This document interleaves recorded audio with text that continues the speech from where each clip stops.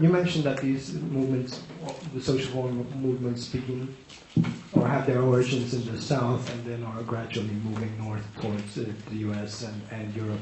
Is there not the fear that, as I sense this especially in Europe, that these old ideologies cannot adapt to this diversity and this decentralized type of functioning, and will in fact, once in the northern context, try to sort of pressure themselves or force themselves on the side? I mean, if you really look at it in detail, there are plenty of problems, both in the South and the North.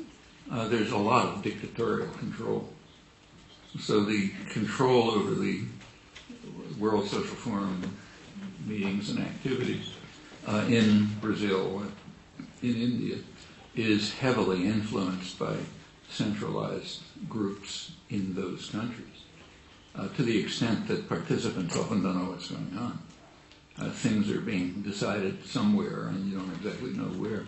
The European component, which is mostly French-based, comes from a highly authoritarian tradition.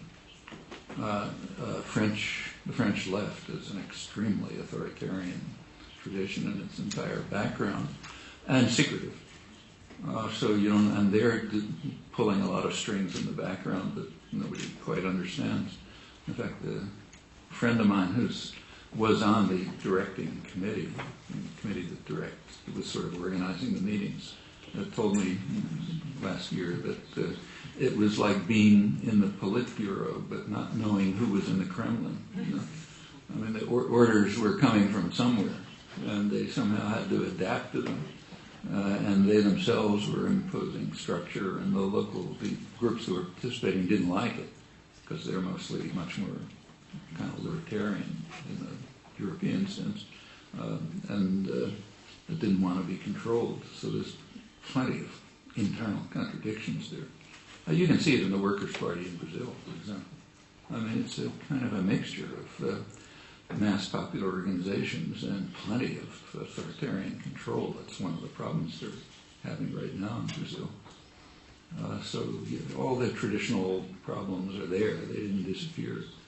And these are kinds of struggle going on to try to maintain the structure of a really participatory organization which is free and internally democratic within the framework of a history of authoritarian domination and just tendencies towards it.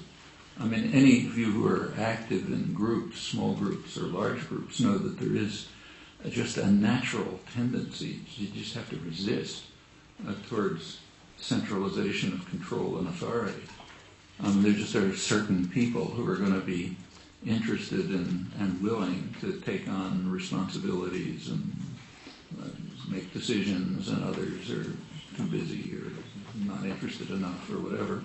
And groups can tend towards highly authoritarian bureaucratic control, and those are just tendencies you've got to constantly be aware of and overcome. And when you get to huge international movements like these, of course it's there. It's not so much ideological, because there is no ideological center, but there are several control centers, and they're pretty obscure and quite disruptive. They make people pretty unhappy, and rightly. So those are problems that have to be overcome in these movements. And if they're not overcome, they may destroy them, in fact.